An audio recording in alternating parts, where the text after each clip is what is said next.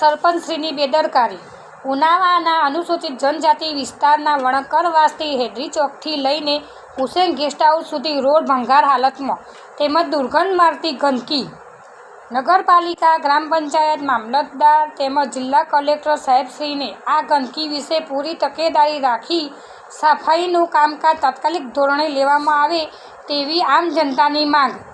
આમ જનતાની લેખિત અરજી સરપંચશ્રીને, જિલ્લા વિકાસ અધિકારીને તેમજ તમામ સરકારી હોદ્દેદારોને આપીને જાણ કરેલ છે, છતાં પણ આમ જનતાને નજરઅંદાજ કરવામાં આવે છે અને આ ખાડા કાન કરવામાં આવે છે। 8 દિવસની અંદર રોડ તેમજ આજુબાજુના એરિયાની ગંદકીની સફાઈ કરવામાં નહીં આવે તો ગ્રામ પંચાયતની અંદર આમ જનતા ધરણા ઉપર ઉતરશે।